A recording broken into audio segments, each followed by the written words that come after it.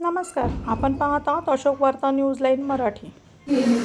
गेल्या 4 वर्षात प्रशासनाला जी लेथार्जी आली होती की असं वातावरण तयार झाले की जणू काही त्यांना नियमावली पुन्हा सांगावी लागेल आणि ती परिस्थिती निर्माण झाली.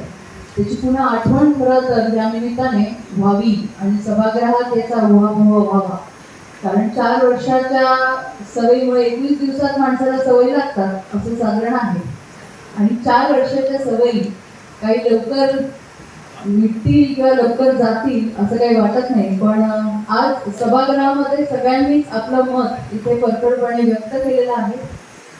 सन्माननीय आयुक्तांनी देखील त्यांची भूमिका इथे स्पष्ट केली आहे. कारण जेव्हा कधी वैश्विक संकट येतं त्यावेळेस आपल्या सगळ्यांना जे काही आत्ताच्या समयानुसार आत्ता जी काही परिस्थिती आहे त्यानुसार निर्णय घेणं हे आपल्या सगळ्यांना लागू आहे.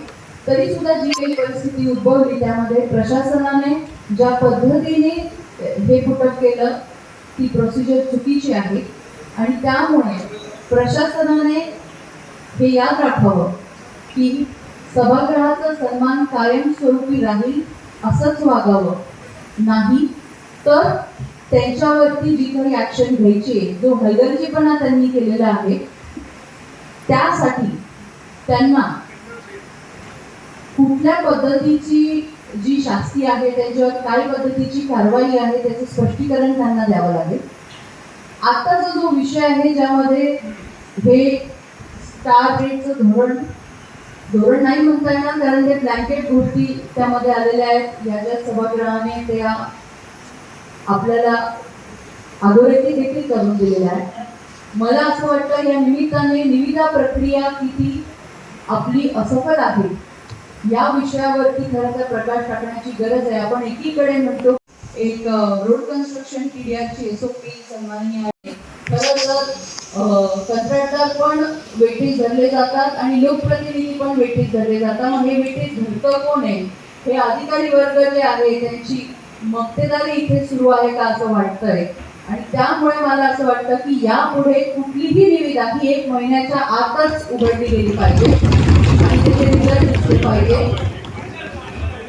फायनल म्हणजे 1 महिन्याच्या आत त्यांना वर्क ऑर्डर दिली पाहिजे. हा एक विषय आहे.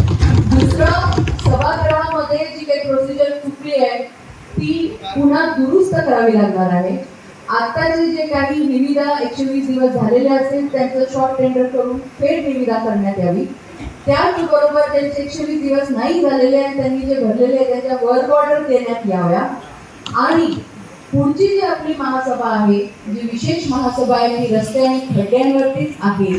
त्यामध्ये स्टार रेटची जी एसओपी आता सन्माननीय आयुक्तांनी एक्सप्लेन करायचा प्रयत्न केला ती ठेवण्यात यावी, सभागृहात चर्चेत यावी. त्यानंतर सभागृहाचा जो निर्णय असेल त्याचा सन्मान ठेवून आपण त्याबद्दलचा निर्णय घेऊ.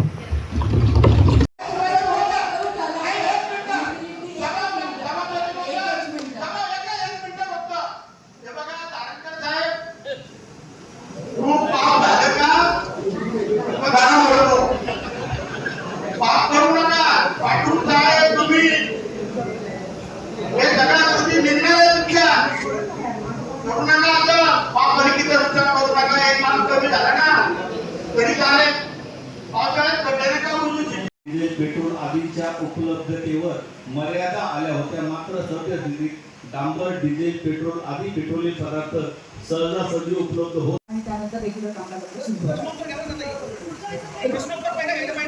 आपण प्रश्नोत्तर घेतो आहे. एक 5 मिनिटाचा विषय आहे तो ते करणार आहे. फक्त 5 मिनिटानंतर सभा स्थगित करतो. माहिती द्यावी. तेव्हा आपल्याला भाडेकरूला शिफ्ट करावा लागला, त्यांच्यासाठी घर बांधावे लागले, तेव्हा आम्ही हा कन्स्ट्रक्शन टीडीआर बाकी ठिकाणी वापरला जातो. आपल्याकडे कधी होत नव्हता पण यूडीसीपीआर मध्ये तरतूद आहे त्याप्रमाणे आपण ते करतोय. कन्स्ट्रक्शन टीडीआरचा फायदा आपल्याला काय आहे की समजा एक रोड आहे तिथे ती रोड आमची ताब्यात नाही आहे. तुम्ही शेतकरी आहे, तुमच्या ताब्यात आहे, तुम्ही मला ती रोड हँडओव्हर करतात आणि आमच्याकडनं टीडीआर देतात. तो तर झाला टीडीआर. कन्स्ट्रक्शन टीडीआर काय, तुम्ही बिल्डर आहे समजा आणि बिल्डर माझ्याकडे आला की आम्हाला ते लेआउट करायचे. आमच्या लेआउट मधून ही डीपी रोड जात आहे तर ती डीपी रोड जात आहे ते डीपी रोड ते मला TDR ने हँडओव्हर पण करणार आणि त्या डीपी रोडवर ते रोडच्या बांधकाम पण करणार, रोड बनवणार. त्या रोड बनवण्यासाठी रोडची कन्स्ट्रक्शन साठी आपण कन्स्ट्रक्शन TDR देऊ शकतो. असा प्रकारचा हा एक धोरण आहे आपल्या UDCPR मध्ये. याच्यासाठी दोन प्रकारची रोड असू शकतात. एक तर आहे जे लेआउट परमिशन साठी येतात, त्याच्यात जे डीपी रोड असेल आपण at the time of layout permission त्याला बिल्डरला सांगू शकतो की तू हे कर, तुला DSR प्रमाणे जे काही व्हॅल्यू येईल कन्स्ट्रक्शन TDR ची तेवढी मिळेल. तो एक.